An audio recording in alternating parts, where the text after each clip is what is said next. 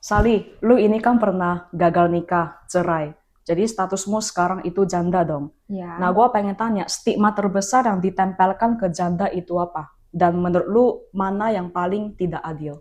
Hmm. pertama-tama mau menyandung status janda itu siapapun itu pasti akan memikirkan hal udah pasti malu.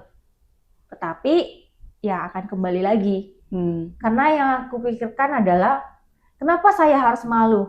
Karena saya sendiri ingat kita harus ingat dulu nih. Memang kita menyandung satu status yang memang terasa kurang mengenakan, tapi itu bukan kayak segalanya. Kamu menyandung status janda, tapi kamu tidak pernah melakukan hal yang memalukan. Mungkin kamu udah berusaha menjadi yang terbaik di dalam satu hubungan itu. So menurut aku status itu kayak apalah gitu. Dan gua lihat lu kan pede-pede aja. Dan gua lihat ceritamu sempat viral. Tapi lu kok bisa sampai hari ini ya buat video yang motivasi orang yang gagal dalam pernikahan? Karena gua lihat di luar sana banyak orang yang cerai terus minder, malu, nggak pede. Tapi lu kok bisa pede? Bahkan lu bangkit untuk motivasi orang-orang. Ya awalnya sih memang aku kayak agak geli ya, kayak gimana harus nge-show Hmm. uh, keadaan aku. Karena kita kalau mau kasih motivasi itu kan harus berdasarkan yang namanya real life yang kita rasakan loh. Jadi kayak doktrin kita, emosi, semangat kita itu kayak bisa ngalir ke orang-orang juga gitu loh. Sebenarnya kalau ditanya PD mulai start dari sekarang lah ya. Setelah kemarin-kemarin mungkin saya udah menghabiskan banyak waktu, ya banyak waktu. Kadang mungkin merasa geli ngelihat konten saya sendiri, tapi lama-lama saya merasa kayak konten saya itu ternyata berkah buat orang-orang yang memang lagi dalam keadaan down.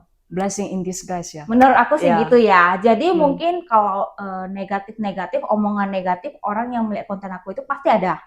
Haters-haters itu pasti ada gitu loh. Karena mereka kan punya sudut pandang yang berbeda, sudut pandang yang lain gitu loh. Jadi so menurut aku ya nggak masalah lah ya. Karena kan kita juga menyandung status janda, memberikan konten kayak gitu kan kita bukan doktrin orang untuk apa ya namanya ya? Tidak menikah. Tidak menikah atau gitu takut loh. dalam Atau takut pernikahan. dalam menikah. Justru aku mendoktrin supaya kalian pintar-pintar jadi perempuan supaya nantinya kalau misalnya udah menikah, amit-amit terjadi hal yang tidak mengenakan di tengah hubungan, ya kalian bisa kayak ngejaga, ngerangkul diri kalian kembali aja gitu. Lu ada saran nggak untuk orang yang takut menikah? Karena gue juga takut menikah ini. Pernah ada pengalaman buruk juga. Itu gimana? Jadi mending stay single atau nikah? Atau cari pasangan? Kalau di aku sendiri pribadi, aku nggak pernah yang namanya ngedoktrin orang-orang itu untuk tidak menikah. Buat laki-laki, buat perempuan, menurut aku itu semua akan kembali ke individunya masing-masing, karakter dirinya masing-masing. Pokoknya kalian tuh ya jangan takut menikah gitu loh. Tapi ibarat kalian harus memupuk diri kalian. Pokoknya kasih value terbaik aja dulu deh buat diri kalian. Supaya nanti kalau misalnya cinta kalian terhadap diri kalian udah banyak, kalian bisa ngalirkan ke pasangan kalian. Kalau nantinya pasangan kalian juga tidak bisa membalas dengan baik perasaan kalian tadi itu, udah kalian masih tetap bisa hidup, bisa tetap menjalani hidup gitu. Jadi nggak nge-stuck kayak gitu. Ibarat kalian doktrin aja alam bawah sadar kalian kalau pasangan itu hanyalah teman pasangan kita, bukan sebagai dialah segalanya dari kehidupan kita gitu loh. Ibarat dia teman kita, seandainya kita tidak bisa menjalani hubungan ini lagi, ya udah kita kembali ke jalan masing-masing. Kalau ibarat kamu tetap menjadi Kathy dan pasangan itu ya tetap menjadi pasangan orang lain. Gitu. Gua dulu sempat ada pemikiran pangkas botak ke Tiongkok jadi biksu Shaolin. Jadi tiap hari di sana itu belajar martial art, meditasi, makan. Cuman ya belum tahu ya arah hidup kemana. Tapi ini sorry ya agak privacy ya. You kan udah pernah nikah, udah pernah have sex dong. Dan sekarang posisinya kan kamu single. Cara lu lampiaskannya tuh gimana? Karena orang udah pernah have sex itu kan pasti ada pernah tidur dengan satu sosok. Tapi sekarang kamu tidak ada sosok tersebut. Lu desire gak ada satu sosok itu? Gimana lu lampiaskannya? Pertanyaan ini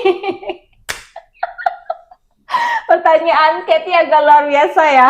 Ya karena ya itu pengen lu sharing karena gue tidak ada pengalaman kan. Oke. Ah, Jadi ini adalah pembahasan yang sebenarnya nggak semua orang berani mengatakan. iya, Ya, tapi karena kita udah dewasa lah ya. ya, Bukan udah 18 plus kok. Udah tenang aja. 18 plus, Gen bukan, Z pun ngerti apa itu have sex ya, tenang jadi aja. bukan sesuatu hal yang baru sebenarnya.